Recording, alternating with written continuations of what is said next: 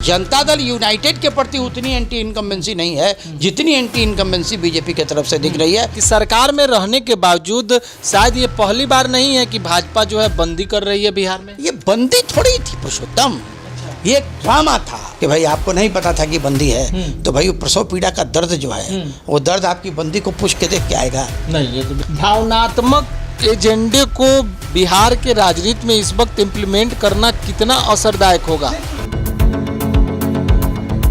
नमस्कार, आप देख रहे हैं फाइनल पोस्ट पुरुषोत्तम के साथ। 5 घंटे की आज बिहार में भाजपा की बंदी ने बिहार के राजनीति में क्या भूचाल ला दिया है। आखिर इस बंदी का क्या मकसद था और इस बंदी का कितना प्रभाव पड़ा है पूरे बिहार में। तमाम चीजों पर बातचीत करेंगे अपने editor in chief Gyaneshwar Gautam ji के साथ। और जितने भी सवाल हैं इस बंदी को लेकर के बिहार के राजनीतिक गलियारे में जितने भी हलचल तेज हुए हैं उन सब पर आज हम चर्चा करेंगे। स्वागत है सर आपका। धन्यवाद पुरुषोत्तम। कितना असरदायक ये बंदी रहा? देखिए, असर एज सच हम आपको बताएं तो कहीं कोई असर दिखा नहीं, क्योंकि बंदी का जो टाइम था वो 7 बजे से लेकर 12 बजे के बीच में था। दुकानें अमूमन 10 बजे खुलती हैं, है ना। तो 8 बजे अगर आप सड़क पर प्रदर्शन कर रहे हैं और आप ये शो करते हैं कि भाई बंदी हो गई, स्वतः स्फूर्त बंदी हो गई, तो दरअसल ये इसको बंदी नहीं कहा जाएगा। पहली बात ये। दूसरी स्थिति ये पैदा हुई कि नेता लोग सड़क पर निकले थे, आम जनता का जो समर्थन था वो समर्थन बिल्कुल नहीं दिखा, क्योंकि बीजेपी एक कैडर बेस पार्टी है। तो कैडर बेस पार्टी जो है, तो कैडर बेस पार्टी में लोगों ने जो नेता थे, जो कार्यकर्ता हैं, वो लोग सड़क पर निकले थे। और सड़क पर निकले भर इसके अलावा दूसरा कुछ नहीं। हाँ, कुछ जगहों से कुछ अप्रिय घटना की जानकारी जरूर प्राप्त हुई है। जहानाबाद में एक शिक्षक के साथ बदसलूकी की गई, शिक्षिका के साथ एक बदसलूकी की गई। प्रश्न ये उठता है कि मोदी जी की माताजी को किसी ने अपशब्द कह दिया और उसके बाद आप किसी माँ को बेइज्जत कर रहे हैं, तो ये चीज़ें घृणित हैं और भारतीय जनता पार्टी को इन चीज़ों से बचना चाहिए। दूसरा, मैं एक चीज़ और भी आपको पुरुषोत्तम बताऊं, सोशल मीडिया का मिजाज सरकार के विरुद्ध में है। अच्छा, लोगों का कॉपरेशन नहीं है क्या? लोगों का कॉपरेशन नहीं है। लोग सरकार की जुमलेबाजी से तंग आ चुके हैं। अच्छा, है ना। नोटबंदी के बाद से जो इकोनॉमी पिछड़ी है ना, उसका असर आज भी बाजार पर पड़ रहा है, दिखता है। आपने करेंसी का चलन कम कर दिया, डिजिटल पेमेंट का ऑप्शन ज़्यादा हो गए, साइबर क्राइम दुनिया बढ़ गए। साइबर क्राइम की स्थिति है कि आज मुझे लगता है कि पूरे देश में करोड़ों रुपये जो हैं वो आम जनता के लूटे जा रहे हैं पर डे। और साइबर थाना जो है वो सक्षम नहीं है, क्योंकि उतनी मात्रा में वो है नहीं, वो सक्षम नहीं है कि उन चीज़ों को वो टैकल कर सके। लोगों में, जनमानस में भारतीय जनता पार्टी या एनडीए गठबंधन, आप यूँ कह लीजिए कि एनडीए गठबंधन भारतीय जनता पार्टी के प्रति जो सॉफ्ट कॉर्नर दिखता था, वो आज की तारीख में उसकी जगह पे सॉफ्ट कॉर्नर नहीं दिखता है। आप अभी अब देखिए, एक वीडियो अभी एक ट्रेंड कर रहा है कि मोदी जी बच्चों के साथ हैं और बच्चों से बात कर रहे हैं, तो बच्चे बड़ा खुश होते हैं कि मैंने आपको टीवी पे देखा, मैंने आपको टीवी पे देखा। तो मोदी जी ने, मैं क्या करता हूँ टीवी पे, तो उसी में से एक बच्चे ने कहा वोट चोरी, है ना। अच्छा, ये वोट चोरी पे जो यात्रा बिहार में थी, वोटर अधिकार यात्रा, इस यात्रा के बदले में क्या भाजपा के पास कोई बड़ी स्ट्रेटजी नहीं थी, इसीलिए उसने भावनात्मक एजेंडे को फिर से इम्प्लीमेंट किया है बिहार के चुनाव में? देखिए, एक चीज़ आपको बताएं कि भारतीय जनता पार्टी का जो नेतृत्व है वो नेतृत्व बूढ़ा हो चुका है। अच्छा, युवा नेतृत्व नहीं है। जबकि विपक्ष के साथ क्या है कि विपक्ष का जो नेतृत्व है वो युवा तो नहीं कहेंगे, राहुल गांधी आज की तारीख में युवा नहीं रहे, लेकिन इसके बावजूद भी राहुल गांधी में ये क्षमता है कि उसने युवा कन्विंस हो रहे हैं, कि युवा कन्विंस हो रहे हैं। अच्छा। है ना। तेजस्वी यादव में ये क्षमता है कि वो यंगस्टर्स को अपने साथ लेके चल रहे हैं। राजनीतिक जो उठापटक चलती है, ये बातें जरूर आज की तारीख में थोड़ा सुकून एनडीए गठबंधन को पहुंचाता होगा कि कांग्रेस ने अभी तक ये घोषणा नहीं की कि तेजस्वी यादव बिहार के मुख्यमंत्री होंगे। लेकिन अघोषित तौर पे आप अगर मान के चलें तो मुझे लगता है कि उसमें कहीं कोई दिक्कत भी नहीं है। रही बात आज के बंदी की, जैसे एक घटना और भी, एक एम्बुलेंस पे एक महिला का भी वीडियो आया था कि पति रो रहा है, हाँ पति रो रहा है, नहीं जाने दिएगा उसको। वो अब मान लीजिए किसी को प्रसव पीड़ा हो जाए, है ना, और उससे भारतीय जनता पार्टी के कार्यकर्ता ये पूछें कि भाई आपको नहीं पता था कि बंदी है, तो भाई वो प्रसव पीड़ा का दर्द जो है वो दर्द आपकी बंदी को पूछ के देख के आएगा नहीं, ये तो बिल्कुल सच ठीक है। तो ये जो कुछ परिस्थितियां आई, इन सबों के अलावे नेता कार्यकर्ता सड़क पर उतरे, आम जनता का समर्थन इस बंदी के साथ नहीं दिखा और ये भारतीय जनता पार्टी के लिए चिंता का विषय है। आम जनता का समर्थन नहीं दिखा, इसीलिए कार्यकर्ताओं ने इस तरीके का कुछ कर दिया कि एम्बुलेंस रोकने लगे, महिला शिक्षिका को नहीं जाने दिए, तो ये एक भड़ास थी क्या? नहीं, मनोवैज्ञानिक तौर पे एक चीज को आप समझिए पुरुषोत्तम, होता यह है कि जब भी हम किसी राजनीतिक दल से जुड़ते हैं तो जुड़ने के बाद हमारी स्थिति जो है, हमारी जो मानसिक स्थिति है, वो मानसिक स्थिति बिल्कुल उसी दल के हिसाब से चलती है। हमारी सोचने समझने की शक्ति कुंद हो जाती है। हमको लगता है कि हमारे नेता ने जो कह दिया है ना, हमारे नेता ने जो कह दिया वो वही सही है, उसके अलावा दूसरा कुछ सही नहीं है। मान लीजिए हम तो पत्रकार लोग हैं, हमको दोनों तरफ की बातों को सुनना है, दोनों तरफ की बातों को सुनने के बाद उसका विश्लेषण करना है ना। तो विश्लेषण के बाद जो स्थिति सामने आ रही है उसमें ये आ रही है कि कुछ लोग ऐसे हैं जिनकी मानसिकता में थोड़ा सुधार की आवश्यकता है और अगर वो लोग नहीं सुधरे तो खुद अपना नुकसान खुद करेंगे, दल का भी नुकसान। क्योंकि मैं मोतिहारी के एक बड़े कद्दावर नेता के बारे में आपको बता दूं कि उनके पहले चुनाव में, क्योंकि उन दिनों एक आंदोलन के क्रम में मैं भी जेल में था, तो स्टूडेंट लाइफ था हमारा, तो इन दिनों की घटना मुझे याद है कि वो व्यक्ति उस राजनेता के लिए गोली चलाता है, गोली चला के जेल में जाता है ना, और फिर जेल में ही उसकी मृत्यु हो जाती है और नेता ये कह के अपना देह झाड़ लेते हैं कि हम थोड़े कहे थे गोली चलाने के लिए, है ना।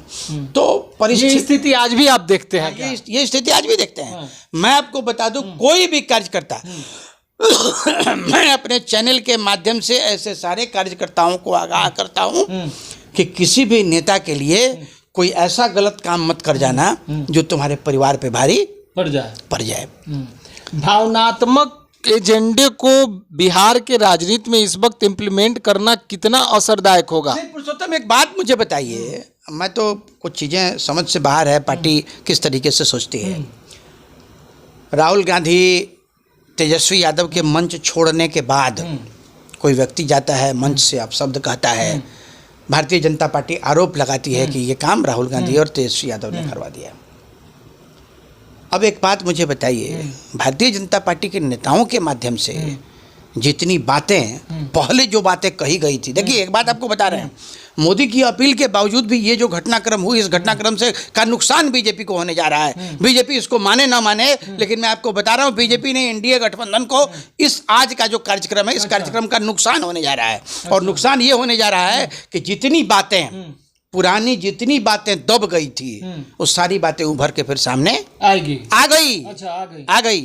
क्या क्या किस किस नेता ने कौन कौन सा स्टेटमेंट दिया था, है ना, वो सारा स्टेटमेंट आज की तारीख में पुनः एक बार वातावरण में तैरने लगा और इसका नुकसान बीजेपी को होगा। मतलब मुद्दों की राजनीति से फिर बिहार की राजनीति भटक रही है। देखिए मुद्दों की राजनीति से बिहार की राजनीति भटक रही है, इसका नुकसान सबसे बेसी प्रशांत किशोर को होगा। चूंकि क्या है कि आरोप प्रत्यारोप का जो दौर चलेगा सत्ता में आने के लिए, मैंने आपको बताया हम लोगों ने लोगों का माइंडसेट उसी में पहले भी हम लोगों ने चर्चा इसकी की थी कि भारतीय जनता पार्टी सत्ता में एक बार फिर से अपने आप को कहा था 15-20 दिन स्थापित करने के लिए, है ना, उसका प्लान ए की जगह प्लान बी भी तैयार है। दंगा हो जाए, ठीक है, लोग मरे, सत्ता चाहिए, जातिगत हिंसा प्रारंभ करा दी जाए, है ना, लोगों का वोट किसी तरीके से सेंटीमेंट से जोड़ के, क्योंकि देखिए भारतीय जनता पार्टी आपदा में अवसर ढूंढ लेती है। अच्छा, भारतीय जनता पार्टी आपदा में अवसर ढूंढ लेती है। कहने में थोड़ा बुरा लगता है, लेकिन मैं एक चीज़ बताऊं आपको कि आज तक पुलवामा अटैक जो साजिश हुई थी, उस साजिश का पर्दाफाश नहीं हो पाया। सरकार की नज़रों से कोई चीज़ नहीं छुपती है और पुलवामा अटैक के बाद भारी बहुमत से बीजेपी की सरकार बनी, है ना। तो आपदा में अवसर ढूंढना, मुझे याद है राम मंदिर का निर्माण जिस समय हो रहा था, उस समय एक आंदोलन के क्रम में हम लोग भी जेल में थे। तो भारतीय जनता पार्टी के जितने नेता थे वो सारे नेता कहीं ना कहीं अयोध्या जाने के क्रम में पकड़े गए। अच्छा। है ना। वहाँ पहुँचा कौन? वहाँ पहुँचा अशोक सिंघल, उस समय जो भी सिंधु परिषद का अध्यक्ष हुआ करते थे। अशोक सिंघल वहाँ पहुँचे, संघ के कार्यकर्ता। मरे कौन? संघ के कार्यकर्ता। और मर जाने के बाद उनकी अस्थियों को उठा के, है ना, और पदयात्रा करने का काम बीजेपी ने किया और अपने आप को सत्ता में वापस किया। 2 सीट से 182 सीट पर बीजेपी पहुंची। तो आपदा में अवसर ढूंढना, सेंटिमेंटल तौर पे लोगों को गुमराह करके, है ना, अपनी तरफ उनको आकर्षित करना, ये सब काम बीजेपी पहले करता रहा है। मैं तो फैक्ट आपको बताऊं कि ये जो इस तरह की घटना हुई, इस घटना को इतना बवंडर बनाना ही नहीं चाहिए था। मैं आज देख रहा था दिलीप जायसवाल जी को, एक समय कह रहे थे कि साहब गाली देने में हमसे कोई जीतेगा, हमारे पास भी गाली का बहुत स्टॉक है ना। और आज मोदी की माँ को किसी ने कुछ अपशब्द कह दिया, है ना, उसके लिए आंसू बहा कर रो रहे थे। प्रशांत किशोर ने कटाक्ष भी किया कि जिस दिन जिसकी हत्या के आरोपी आप हैं, उसकी माँ बहन जो आके प्रेस कॉन्फ्रेंस कर रही थी, उस समय आपके आंख से आंसू नहीं गिरा है? ड्रामा करते हैं।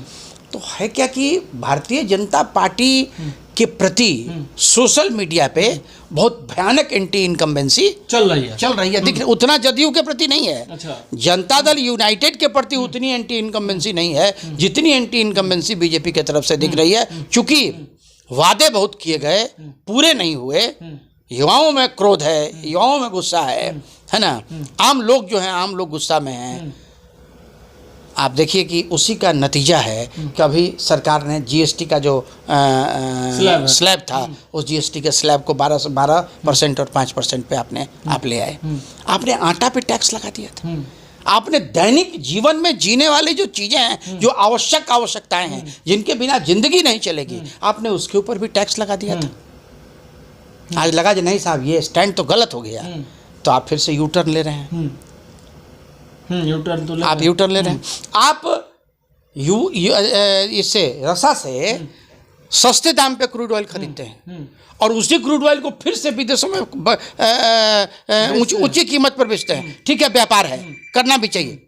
ठीक है, व्यापार है, करना भी चाहिए। आप ऊंचे दाम पे बेचते हैं, आखिर सरकार को इससे मुनाफा होता है। अभी मैं नहीं जानता कि मुनाफा सरकार को होता है ना, या वो मुनाफा किसी प्राइवेट कंपनी को होता है, सरकार द्वारा पोषित किसी कंपनी को होता है, क्योंकि उतना डिटेल्स मुझे जानकारी नहीं है। लेकिन एक बात मुझे बताइए कि बिहार में या देश में पेट्रोल की कीमतें क्यों लगातार बढ़ती रहती हैं? बहुत बड़ा सवाल आप कर रहे हैं, है ना।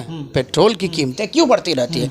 ये तमाम तरह की चीज़ें हैं और इन चीज़ों पे और यही सब जो है सरकार के एंटी इनकम्बेंसी का कारण रहा है। और मैं तो आज भी ये मान के चलता हूँ कि नोटबंदी जो है, वो नोटबंदी के बाद से देश की आर्थिक स्थिति अभी तक ठीक नहीं हुई है और इसका खामियाजा जो है वो आम जनता भुगतेगी। अंतिम सवाल आपसे है कि सरकार में रहने के बावजूद शायद ये पहली बार नहीं है कि भाजपा जो है बंदी कर रही है बिहार में। ये बंदी थोड़ी थी पुरुषोत्तम। अच्छा। ये एक ड्रामा था।